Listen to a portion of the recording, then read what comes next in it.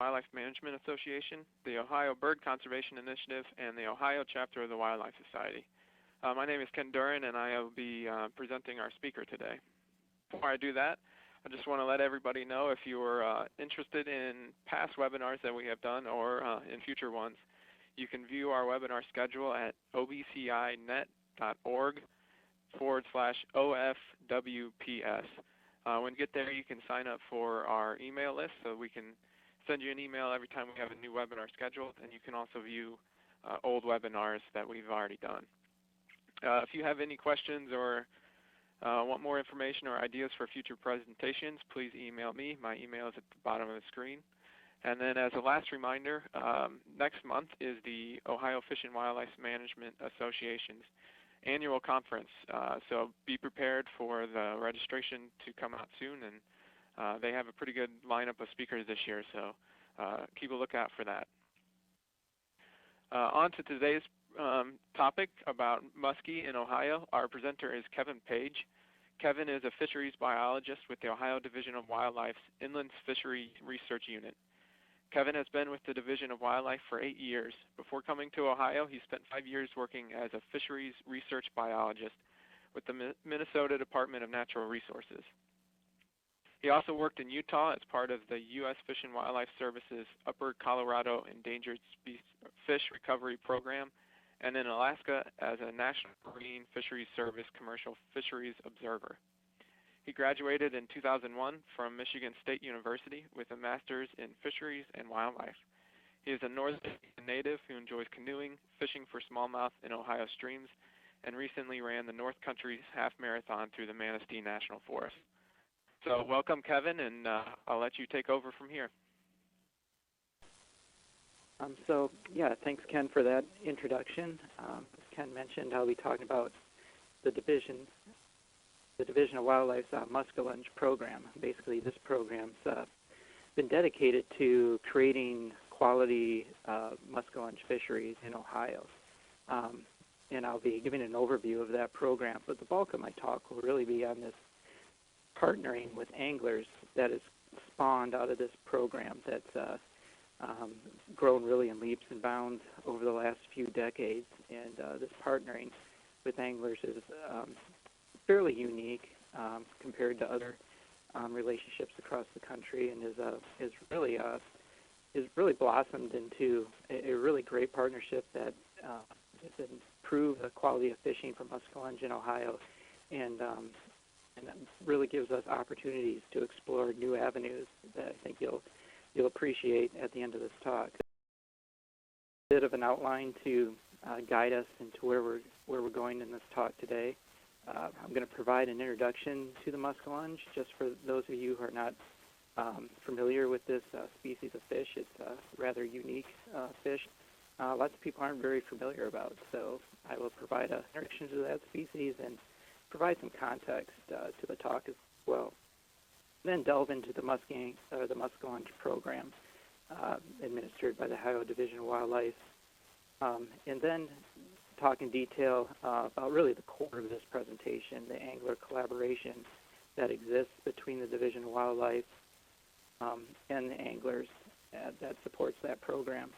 And then finish with talking about a new study that's basically online now, started this year in fall of 2013, and I think talking about that study, you'll realize the importance of this angler collaboration, which is the focus of my talk today. So to begin with, an introduction to the muskellunge. The muskellunge is a member of the Assacidae family. In kind of more parlance terms, that's the Pike family. It's not a very speciose family as families go. In North America, there's only 5 species. 3 are native to Ohio, and that includes the muskellunge, the northern pike, and the grass pickerel. The muskellunge is a very large fish. It can grow to over 50 inches and prized as a trophy fish. The northern pike can get to similar sizes, but typically on average smaller than muskellunge. And then the grass pickerel is kind of a unique fish. It's a diminutive form of pike. It only grows to about 10 inches, with really large individuals getting to about 12 inches. What's interesting about the muskellunge in Ohio is kind of a grows fast, die young kind of species. It within 2 or 3 years, it's actually big enough for anglers to catch that are targeting bigger fish. It'll usually be about 24 inches or maybe a little bigger at that time. Around 7 to 8 years, it actually starts getting to the sizes anglers are most interested in, usually greater than 40 inches up to around 42 inches and approaching that 50-inch mark. Usually takes a fish, roughly around 10, 11, 12 years to reach that 50-inch size.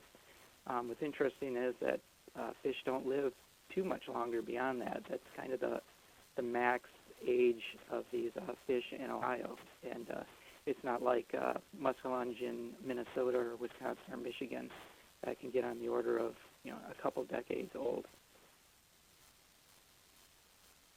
What's unique about these fish are that they have rather impressive dentition.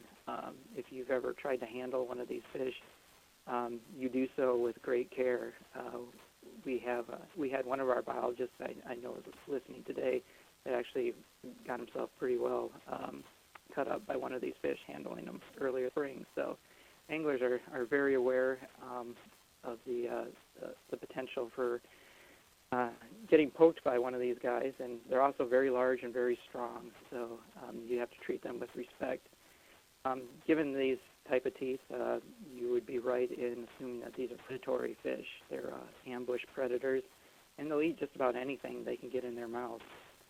This next picture is kind of a favorite of mine. If you look closely, you'll see a line, a fisherman's line, running from the top left corner of the screen, running down to what is roughly a 36-inch northern pike, just at the surface of the water. You can see the hook there in his mouth, and that is a 50-plus pound northern pike that has grabbed a hold of that fish as it was being brought in by the angler. And the angler ended up landing both fish, and that ended up being, I'm not sure if it's a record northern pike, but it turned out to be, I think, rather close, if not actually a record. But it just speaks to the veracity of these species, what they're capable of and why they're sought after by anglers. So getting back to the muskellunge, in Ohio, it is native. It was once rather prevalent, especially in the bays, tributary bays of Lake Erie, particularly the Maumee Bay and the Sandusky River Bay. Within the Ohio River Basin, they were really abundant in the unglaciated regions, particularly those of the streams of the Muskellunge River and the Scioto River. These fish, as I said, are popular to anglers. They get to very large sizes, and anglers dedicate a lot of effort and a lot of monetary or physical value to these fish. And they are considered a trophy fish. The Ohio record is over 50 inches and was 55 pounds. We certainly catch longer fish than that on a regular basis. Every year we see fish in the 51 or 52 inch range, but the records are based on pounds. So unfortunately, those fish probably didn't meet that criterion. The world record, depending on who you ask and who is doing the certification, is a 58-inch fish that weighed roughly 59 pounds. There was recently talk of a couple fish caught pretty much back-to-back in the St. Lawrence River on the first week of December, I think, December 2nd, December 4th, that may be world records in terms of length. But I haven't seen any more information on whether those have been certified or not. But these are trophy fish.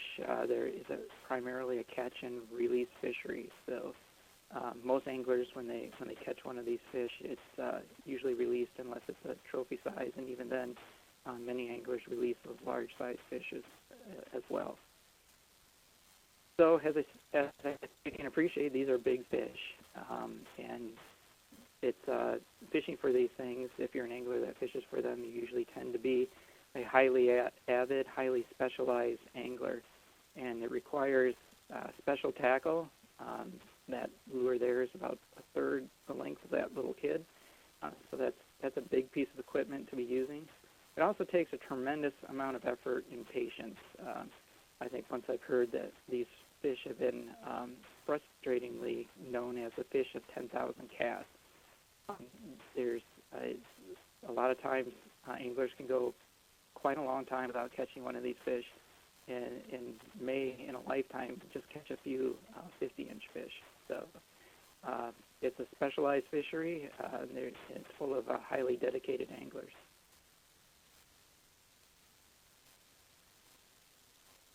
And it's very popular. There's magazines devoted to this species. There's national, international, and more regionally localized clubs dedicated to fishing for muskie. And there's entire shows dedicated to the species as well. There's a show that's held in Columbus. There's also very large shows held in Chicago, in Minnesota, and probably other places as well. Unfortunately, things were not all that rosy for the muskellunge, as with many fish species in Ohio.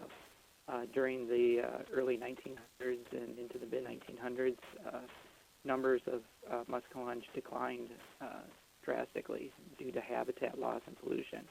And particularly related to habitat loss, we're talking about things like dams, which impeded the movement of muskellunge upstream.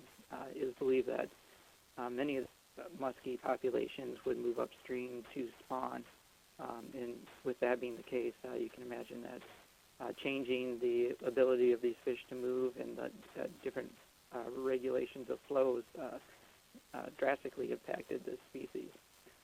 Finally, with the reduction of these numbers, it became more and more difficult to catch these fish, and in response, the Division of Wildlife developed a program to try and restore quality muskellunge fisheries in Ohio. And that leads us to discussion on the Muskellunge Program itself. This program is basically rebuilding fisheries through stocking, and that is basically how we have decided to go about rebuilding these quality fisheries or creating these quality fisheries.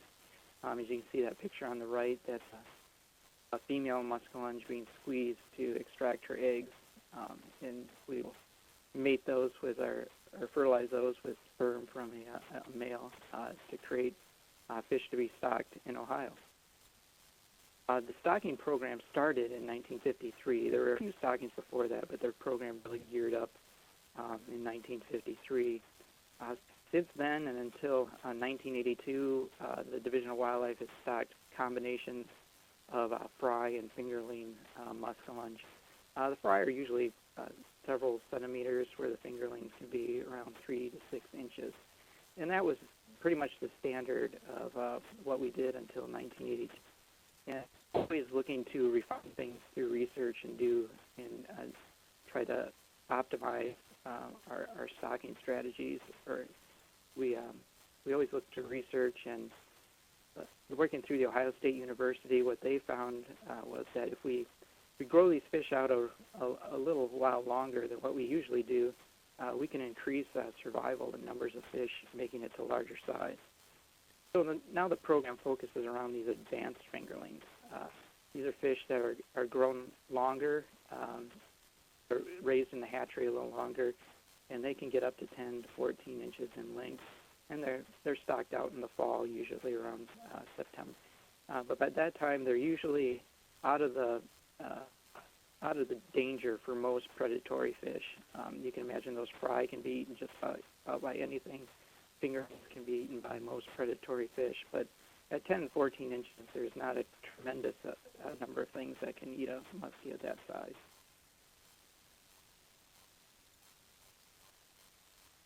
Today, we look to stock around 20,000 advanced fingerlings annually. That's basically our goal. And we give credit to the two hatcheries that work really hard to produce these advanced fingerling every year, and that's the London State Fish Hatchery and the Kincaid State Fish Hatchery. When those fish are ready, they're stocked out into 9 of what we call our program reservoirs. These are located throughout the state, north to south and east to west, and principally these reservoirs are chosen based on where we think these fish will do well.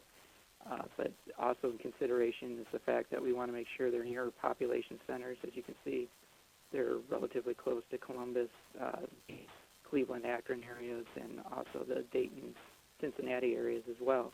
And also it's in consideration is that these locations are at along interstates to make sure that we have some ease of access. As you can see, many of these locations are right on I-75, and others are right along I-71. Important to note is that these fisheries are strictly reliant on stocking. There's very little, if any, actual natural reproduction in these reservoirs. And with that, it's important to note that while we're trying to build and restore these fisheries, it's not per se a conservation effort to restore populations to what they were and to match what was necessarily here in the past. It's more of an effort to increase the availability and the quality of these fisheries. And this program has been extremely successful.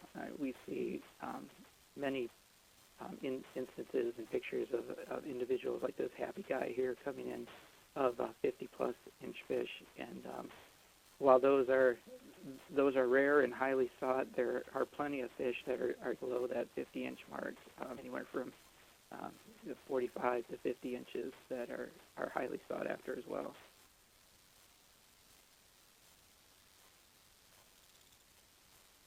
So that we have a very successful program, and while that program has been built on stocking, we can't talk enough about this angler collaboration that's been developed as part of that program, and that's where I would like to about next. So we have the Division of Wildlife and its stocking program. And then there's this collaboration with anglers, and this is truly important to the success of this program. This angler collaboration, anglers offer volunteering. They help us out quite a bit at the hatcheries and do a lot to. They come out and they try to they work on scaring away birds, and when these fish are stocked, they provide a lot of assistance in that aspect. They're also contributors. They provide contributions to the hatcheries to help grow these fish, which is something that is highly prized. It would be difficult to grow these fish without some of the machinery and poles and other items that these anglers provide to the hatcheries. There's also this concept of catch reporting, and that's what I'm going to focus on today for a good portion of the talk. So with any good stocking program, there's always an evaluation component. And in many cases, we're able to do this. The Division of Wildlife can do this by going out and monitoring the population using sampling techniques, and also angler surveys. We can go out and talk to anglers and see how much effort they're dedicating to the fishery and how many of the fish they're catching and harvesting. Like for Muskellunge, this is a rather difficult prospect. Monitoring muskie is difficult. They're often difficult to catch. They require a lot of effort to get big numbers. As you can see, these muskies in this net off the page, they're rather crammed together. And as I mentioned, they're toothy and they're large. And if it's not done with care, we can injure and or damage and even kill these fish. So it's not population monitoring related to how we do it with other fish. It's just not very practical. And in angler surveys, they're not very practical either. It's difficult to encounter many musky anglers just because there's not as many as other fishermen. And also it's even more difficult to actually encounter an angler that's caught these fish, as they're not caught at the same catch rates as other species. With that, that leads us to this concept of angler catch reporting. And in 1961, less than a decade after we started stocking these fish, the Ohio Division of Wildlife developed the Ohio Husky Muskie Club. This club is dedicated to promoting muskie fishing and also to report the catches of their muskie. Then shortly after, that was followed up by groups, members of Muskies Incorporated, which is a national angler organization with 9 Ohio and regional chapters. And together, the anglers from these groups have done an extraordinary job of reporting the muskie they catch. From 1961 to 2007, the method of reporting was scale cards. And what these were basically paid envelopes that anglers would scratch a small number of scales of muskie and then put them in this envelope, fill out pertinent information on the front, and then mail them to the Division of Wildlife. And then biologists could take those scales and actually age the fish, and using linked data that are provided on the card, we could use that to estimate the growth of the fish in our reservoirs. That project or program was highly successful. There were tens of thousands of fish reported during that time. In 2008, however, we switched over to an online angler reporting method. And basically, the reason we did this was because we learned about all we could from scales. There wasn't much more we could learn about that using that scale card method for many decades. We also wanted to keep up with the times and start taking advantage of online methodologies for entering in catch reports. It also allows greater interaction between anglers and biologists. Anglers using this log can actually create accounts where they can go in and provide not only the pertinent information such as the lengths and where a fish was caught and when, but they can also put in details of just other aspects of their fishing trips, such as how long they fished, the types of lures they were using, where exactly they were, water conditions and weather conditions. Extremely valuable to anglers. And then there's also other aspects that are valuable to us. For instance, that how long they were fishing, how many rods they were using, and that allows us to actually estimate things such as catch rates. So today we're invested in this online catch reporting database. And together, while the Muskellunge log provides lots of different information, our components that we're still looking at are the lengths of fish that are caught, the numbers caught, the release rate, which is basically the percentage of fish that are caught that are returned back to the water, and then the winner. This graph shows the number of muskellunge caught and reported by anglers since 1961 and then up to last year, 2012. As you can see, it's grown rather steadily, picking up in the 1980s and 1990s, and really taking off in the 2000s. In fact, the year after the Muskellunge log, the online catch reporting program was started, we had our highest number reported, nearly 3,000 muskellunge reported in that year. Together, this equals greater than 57,000 individual catch reports. And as you can imagine, that provides us a wealth of information that we can actually go back into and try to make inferences about the fishery and how the fishery is growing and what factors may impact the fishery over time. So anytime we see something on the order of tens of thousands of data points, we get pretty excited about that. You see there, I put up another axis on the right there. This is a percent released, or basically the percentage of fish each year that is released. And as you can see, through the 80s or early 70s, people were keeping most of the fish they caught, and in the 80s, it was picking up to where many fish were being released, around 20% or so. And then in the 90s, it really started to increase to where anglers were releasing most of their fish. And now we see it on the order of almost 100% of fish released. In fact, our highest release rate was 99.3%. So typically, most fish are released now by anglers, with the exception of anglers that consider their catch a trophy catch, or anglers who feel as though they may have to harvest a fish that might die, that didn't look like it was going to make it. So, but obviously the take-home message here is this is a definitely catch and release fishery.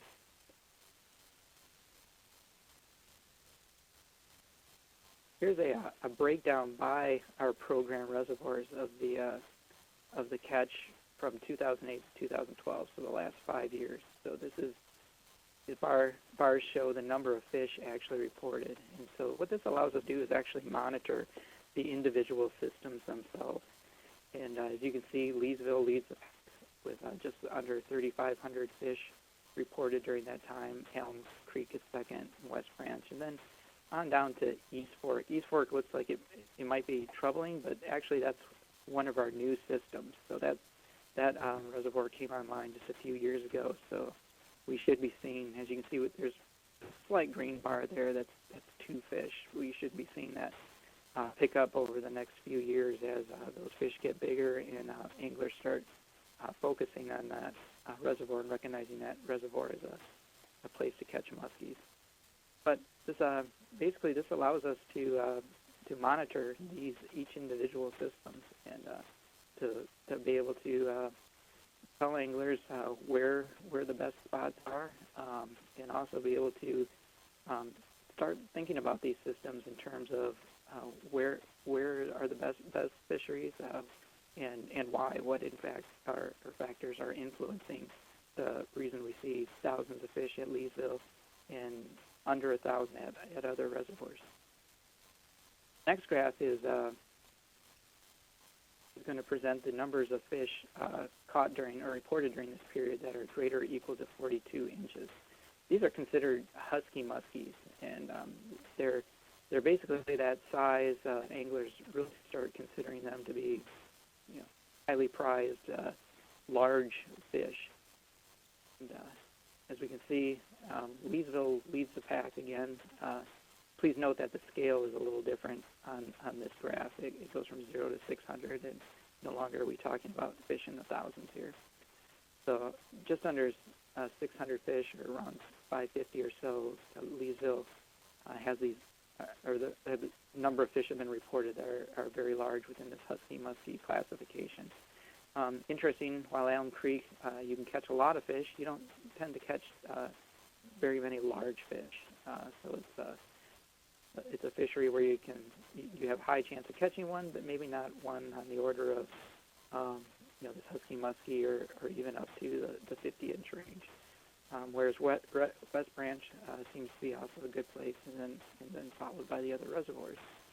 But this, again, it provides us a way to monitor these fisheries and to recognize which fisheries are producing really large muskie, and also ask the questions, why, for instance, at Elm Creek do we see large numbers of fish, but just maybe not the bigger fish that anglers prize, such as the husky muskie or the 50-inch trophy-sized fish.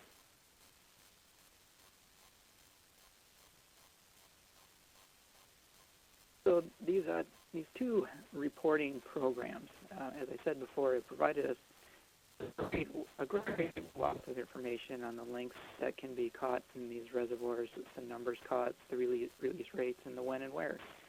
One of the questions we've often asked is, even though that information is highly valuable and useful, we've asked the question, how does it actually relate to what's in the reservoir? That is, are anglers catching fish at lengths that are representative as to what's in the reservoir? Fortunately, so as I said, we asked that question: how does angler catch compared to the muskie population in a reservoir? And fortunately, we have the opportunity to ask that question, at least within one reservoir, this Clear Fork Reservoir. near the city of Mansfield.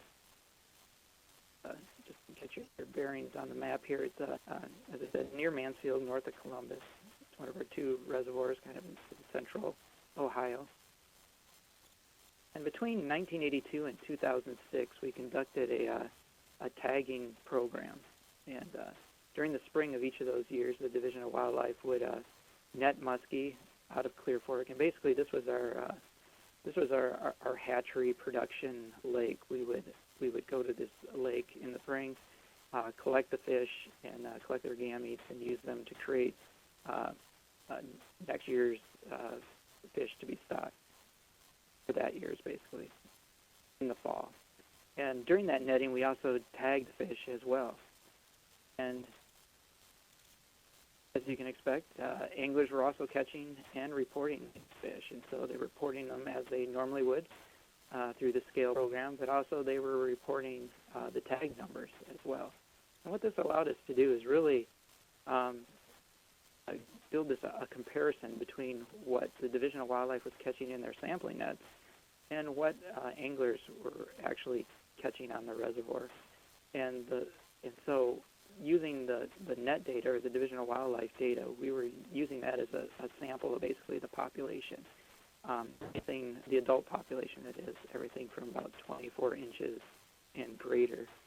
And then we could compare that to what anglers were catching to see how representative that is.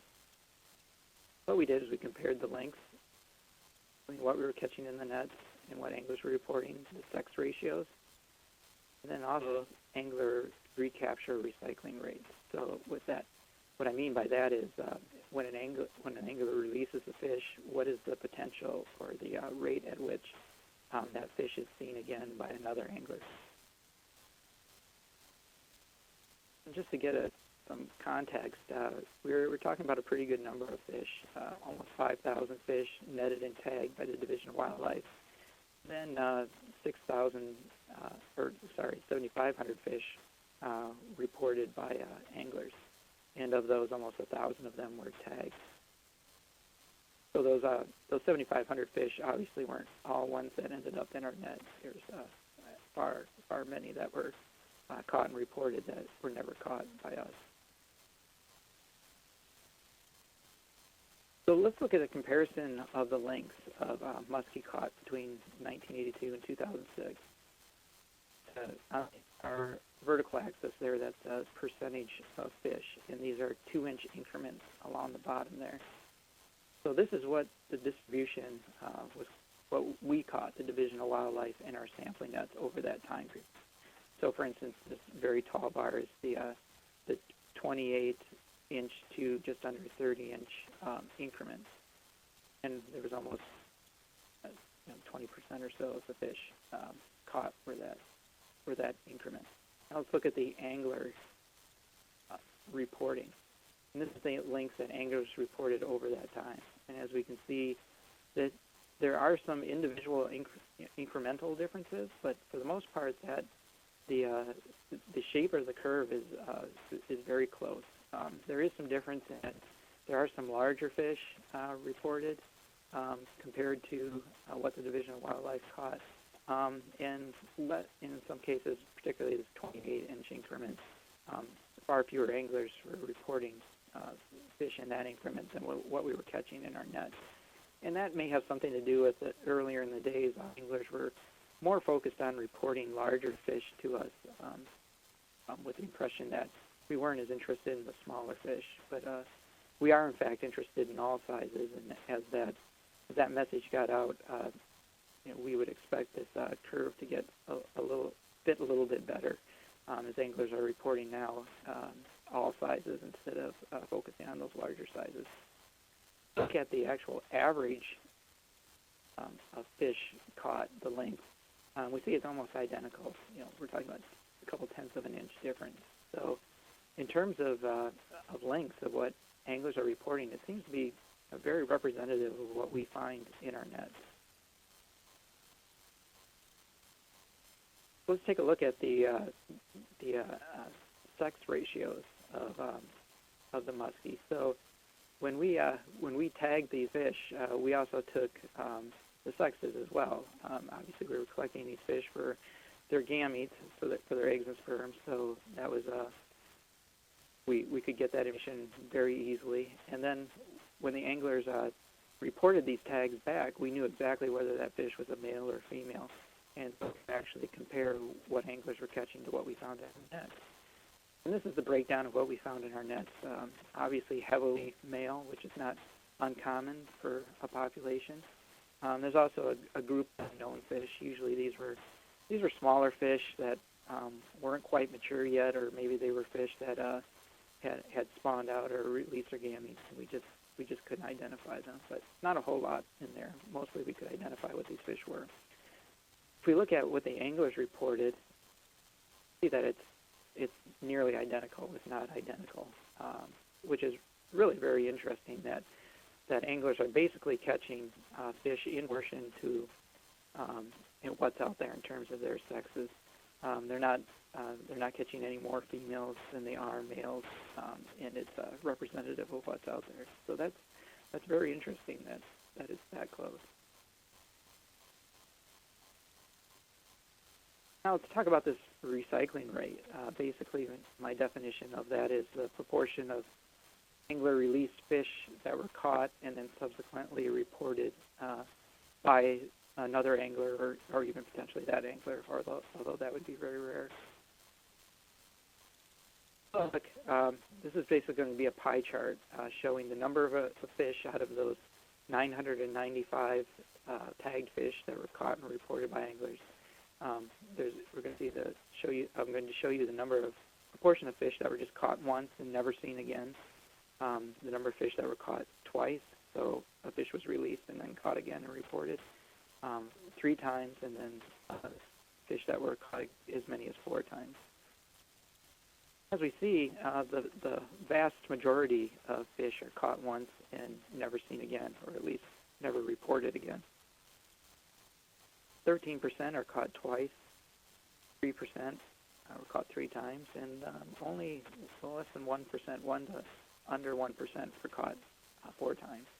So that's pretty fascinating in the fact that we're talking about a catch and release fishery, and at least for this fishery at that time, it seems as though if you were caught and you were released, you were rarely seen from again, and that's very interesting, and it gives us some pause to think about what's going on here and what it means for the fishery.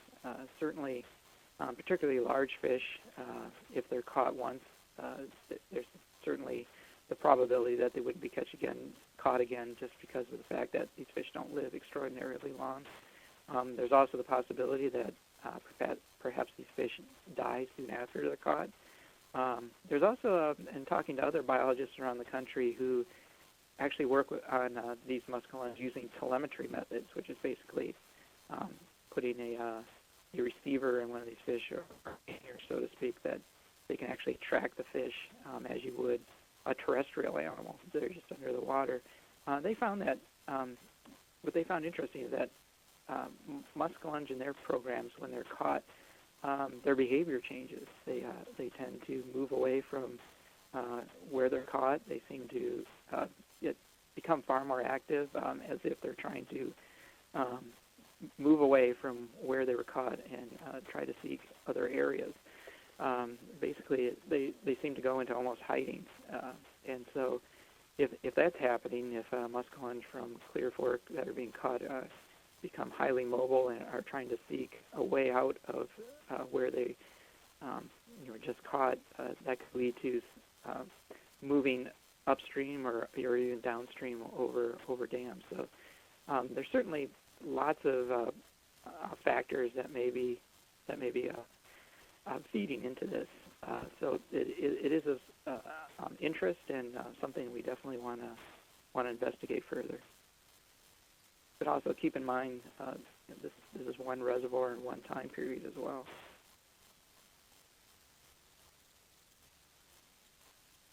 So I think what you can grow to appreciate from what I've presented so far is that reports from anglers are ample. There's tens of thousands of them, and every year there's several thousand more that we can work with and use to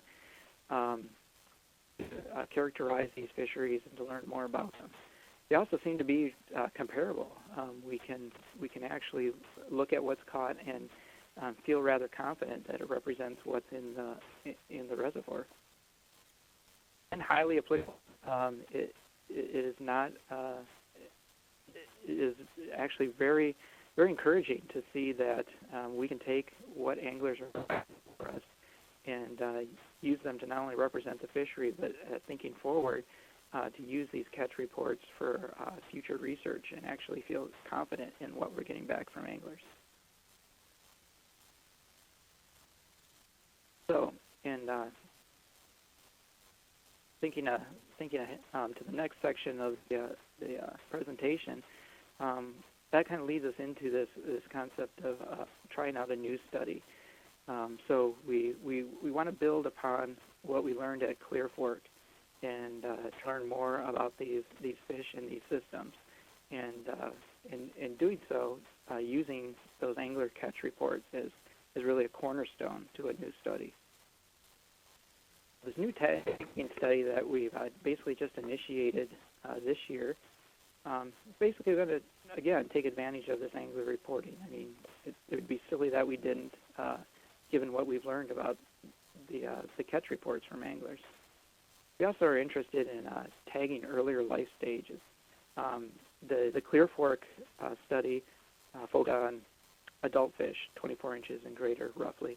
And then now we'd like to actually tag advanced fingerlings when they're stocked, so we can start learning more about these fish at earlier life stages. And then also include this escapement, this concept of escapement into future research. The Clear Fork study didn't evaluate this to a great length, just because it requires a great deal of effort. And when I'm talking about escapement, basically what we're talking about is fish moving out of the reservoir system, basically through the control structure or the dam. And this is a very real problem, not only for muskellunge, but also for walleye or saugeye or even our catfish. Fish move out of systems, and they move out at different rates. There's research going on across the country to try and get a handle on the how, when, and where these fish are moving out of reservoirs. And here on the right side of the slide, this is basically a video just showing the Division of Wildlife shocking below the dam that's on your left side of the screen there. That's basically Alum Creek Dam. As you can see, it's a very large dam, and it has very large gates at the top there that release water. And fish are known to come through this dam, but I think this video will illustrate the extent of that. As you can see, they're moving along. Those booms out front basically have what are called droppers hanging down, and that's where the electricity feeds from the boat out into the water. Those dark spots in the water are musky, and you'll see the electricity come on here in a moment. You can see them basically just start exploding out of the water. There's a good-sized fish netted there. And without these fish being corralled against the wall here, they would actually be rather difficult to catch. It doesn't take many fish to actually fill up your live well there. So I think what this video demonstrates is this is a very real issue, fish moving out of the reservoir, as we'd prefer these fish stay in the reservoir, basically to serve as opportunities for anglers. Anything lost over the dam is essentially a lost opportunity for an angler to catch it in the reservoir, and it's also possibly or very much likely a waste of hatchery efforts in terms of putting this fish in and throwing it out and putting it in the reservoir and then having it lost. So it's a rather important concept. And what we want to do is basically get an idea of when this is occurring. Is it a seasonal event? Is it during high participation events? Or is it based on water management? That is, how does the dam operators in controlling the water influence fish moving out of the reservoirs? And where? Is it a universal problem where these fish are stocked, or is it more of a problem in some reservoirs and not others? Then also how many, is it, to what extent are fish moving out? What percentage of fish do we lose in a year or over the generation time of a fish? With the hopes that we can discover how this may relate to management and what we can do to possibly keep these fish or more of these fish in the reservoir, basically limit escapement and mitigate the losses of these fish. So, long story short, that we're interested in escapement, and we'd like to add that to the new tagging study that we've adopted this past year, and then also focus on more reservoirs. So, we obviously we still want to include Clear Fork. We've invested a lot of effort into that reservoir. There's lots of information already gathered from Clear Fork that we could append new information to. We're also interested in evaluating Alum Creek, Eastville, and Salt Fork reservoirs. And what this provides us is a variety of different types of reservoirs to look at. These are different size reservoirs. They have different volumes. They have different management regimes and how the water is managed by those who operate the dams, namely the Corps of Engineers. Also, the dams are very different. If you look at Clear Fork, that's basically a spillover dam. The water that comes in is the water that goes out. There's really no control structure on that reservoir. The other reservoirs have different types of control structures for controlling the flow of water out of them. And then also incorporate newer tagging technologies. Tagging technologies come a long way since back in the 1980s, and using new tags, we can say a lot more about these, the populations of these fish and the history of these fish than we could before. In terms of those new tags, we're looking at using two tag types. That is called a T-bar tag, and that's a picture of it there. Basically, it's a long monofilament tag with it's bigger at the end, and that end can hold text, providing anglers a number to call in and an ID number for the fish. And then at the other end, there's basically, as its namesake suggests, a T, and that T basically locks into the fish, kind of in between its bones on its back. And it's an external tag, so once it's locked in there, there's a good portion of the tag that sits outside the fish that can be readily identified by an angler, and then they can report the tag number. The other tag we're interested in using is this passive integrated transponder tag, or PIT tag, and this is really the new generation in tags. They're very small. They're usually under, the ones we are using are about half an inch, if not under, only about 12 millimeters. These are actually injected internally into the fish, and what I mean by internally is just under the skin in the dorsal musculature there of the fish. Every tag, or every fish stocked into those 4 reservoirs I described earlier, are going to receive both these tags, an external tag and then this PIT tag, this transponder tag. And each of these tags has an individual number, so we can use that to basically follow these specific fish over the course of their life.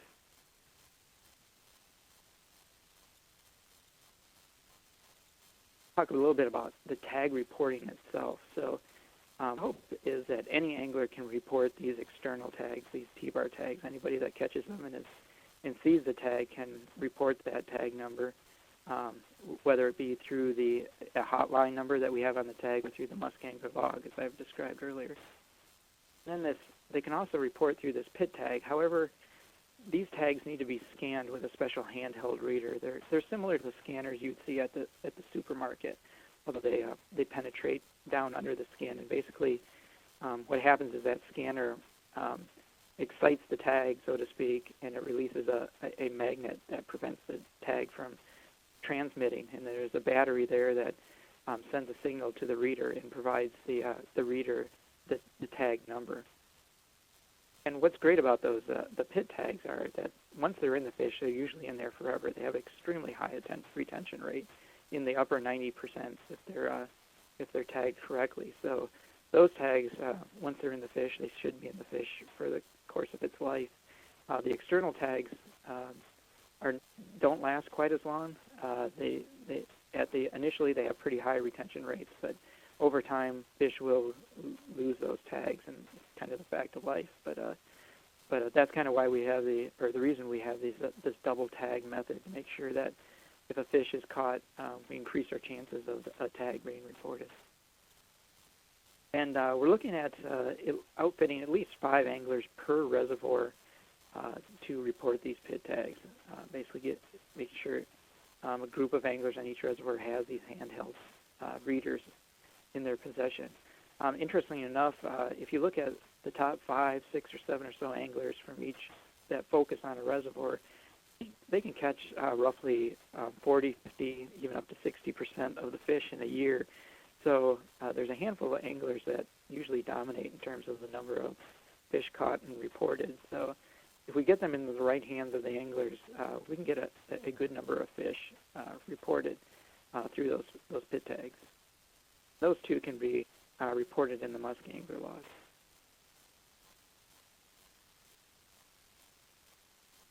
So the pit tags also serve a dual purpose, and probably this is the most important purpose they actually serve, is this escapement detection. As I said, they send off a signal when they come within the vicinity of a reader. And as you see in that picture there's a Elm Creek spillway, and that's where we took that video of fish being collected below the dam. And what we intend to do, or have done actually, is set up a pit tag reader. That's what the reader looks like. Basically inside that gray box are some electronics. It's not too fancy, but basically there's just a circuit board in there, and that's the actual reader. And then across the length of the spillway is the antenna. And so the reader sends out a signal to the antenna that's almost constant. It's roughly about 14 pings per second, basically. So it's basically sending out a signal through that antenna, and then once that fish with that pit tag implanted in it comes near the antenna will tell that tag to send its signal and its information. And the fish moves across there, the tag will send its information to the antenna, and then that travels up to the reader, and then that reader will record the pit tag number. And that reader is operating 24/7, 365 days of the year. And it can collect millions of tag numbers. We likely won't have that many, but it's pretty. It makes it really autonomous that you can leave these things out there for an extended period of time and not have to worry about them, and they can basically sit there and just collect data for you over time. So it's really a neat technology that just simply wasn't available to us when we were doing the Clear Fork study. It's definitely a great resource that we can use now, though.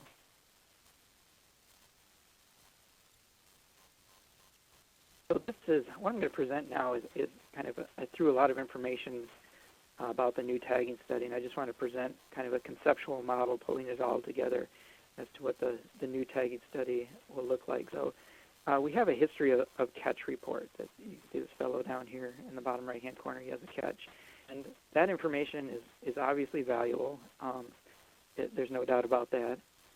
The interesting thing is that it's really the end of a process, a long process. It starts back when these fish are stocked. And in particular, in the early years, we don't see these fish, and then they start recruiting to the fishery in about 2 or 3 years. We start picking them up as catch report anglers. And so there's a lot basically that happens between when you're stocked and when you're caught. You can just simply die. That's just a fact of life for fish. It's something we don't completely understand how many, the proportion of fish are actually making it to our fishery, the proportion of fish that are actually making it to these larger sizes compared to what's stocked. We just don't really have a handle on that. Then also we know that fish leave the system through escapement. And again, we don't have a handle really on that yet either. We know it happens, but we don't have any hard numbers as to when it happens and why and how many.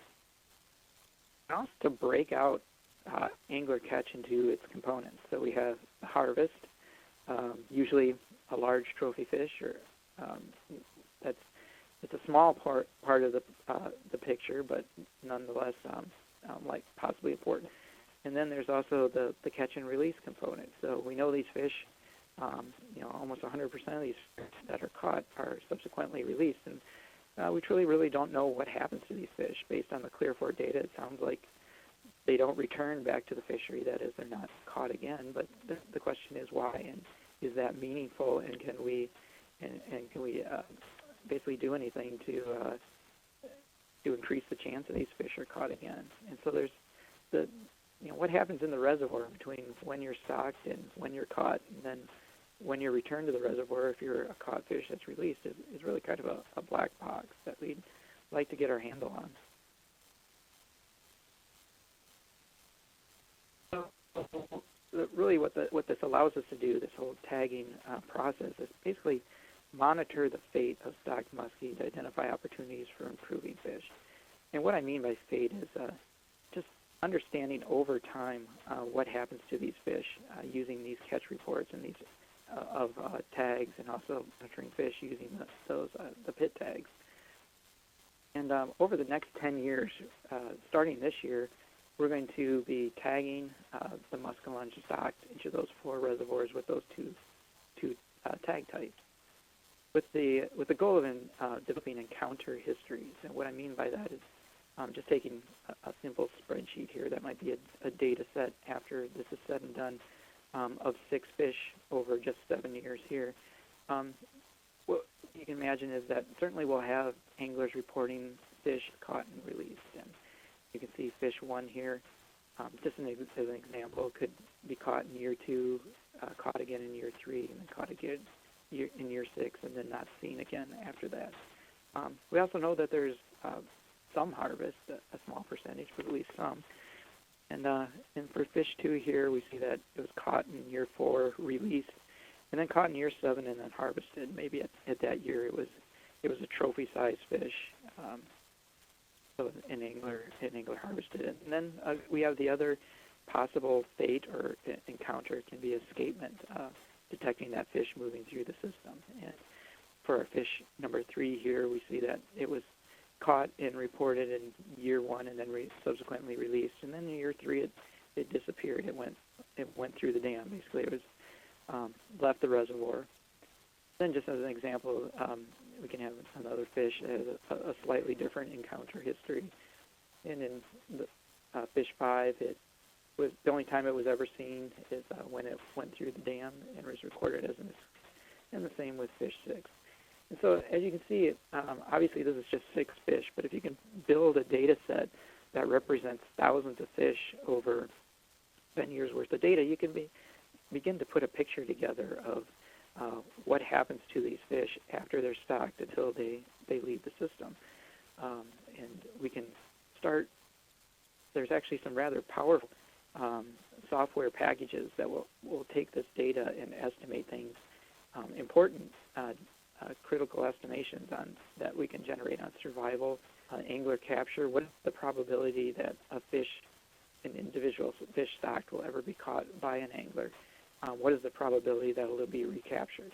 And what are the chances of a fish that are stocked being harvested? And those are all rather important estimations that we just simply don't have at this time. This new project can get us down the road of understanding these factors in managing a fishery. And then finally, and probably one of the more important things, they can start getting us down the line of understanding escapement from reservoirs. So you can see, just looking at our rather simple data set here, we can see year 3 something happened. Fish, obviously there's something about that year that caused fish to move out of the system, whether that be some kind of environmental factor or some kind of management factor involved.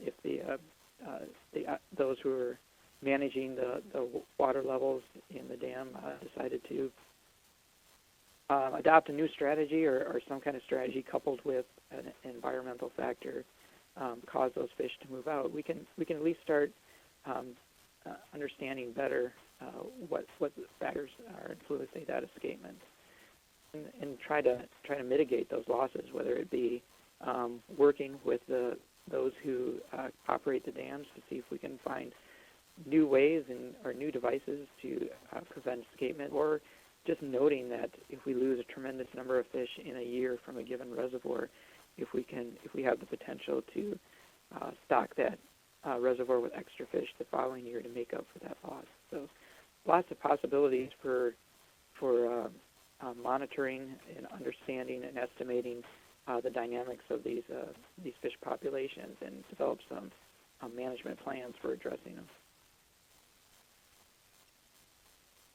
So in summary, I think it's pretty straightforward. We definitely have quality muskie fisheries in Ohio and in the reservoirs, and that's a testament to the stocking program and the research that has gone in to improve that stocking program. But it's also hinged critically on this partnership between anglers. There's just no way around that. That's for sure. And the anglers have been a critical component to this whole program. And namely, this catch reporting. Without this catch reporting, it's difficult to monitor our fisheries. And anglers basically serve as our population monitoring vehicle. And not only that, but their catch reporting, given that it's extensive and reliable, gives us the opportunity to attempt these new research initiatives that otherwise may be rather difficult to accomplish.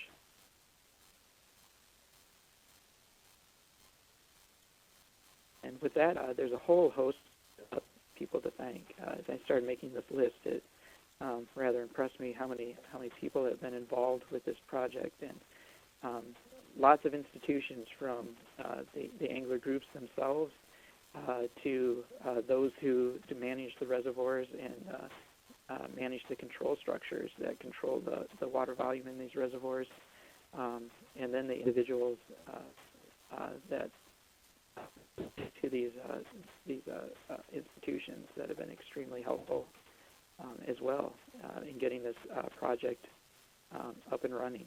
We really appreciate it. And who I don't have on here is the other division of wildlife biologists that have been really great about getting out there and helping us to tag these fish and to set up these reader stations at each of these reservoirs. That help has been greatly appreciated, and then to the hatcheries as well. The folks at Kincaid and London State Fisher Hatcheries, which have been great at helping us tag these fish and providing us the opportunity to do that. That's much appreciated, and obviously without those guys, we don't have a program or a research study. So thanks to them as well. And with that, I'd be happy to take any questions you may have. Thank you very much, Kevin. That was a great presentation. If anybody does have questions, you can type it into the chat box on the bottom left of your screen.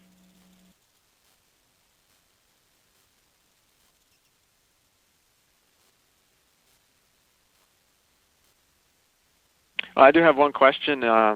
How far downstream are the antennas for those pit tag receivers? That's a good question, because that's actually a lot of thought. There's what we decided was we wanted them close enough to the dam, but not so close that you get the fish basically schooling up at the base of the dam. So what I mean by that is if you're so close that the fish are basically trapped against the face of that dam, what happens is you get signal collision between the tags, those pit tags. And what they do is they end up canceling each other out. And so by actually getting it closer to the dam where the fish may be congregating, you could actually lessen the number of instances of tag reporting you get from that, basically that confusion that's caused between the tags all signaling an antenna. The other part of it is that we didn't want it down. We wanted to be close enough that we could do our best job of understanding exactly when those fish came out. But that's while that gives us the best opportunity, it's not perfect in that what we see is that these fish do come out of the reservoir and tend to congregate below the dam, and then either move out later or move down, then move back. So I guess the answer to that question is as close as we can get them without feeling as though we're getting in the vicinity where we might have a lot of fish pooling up and causing issues with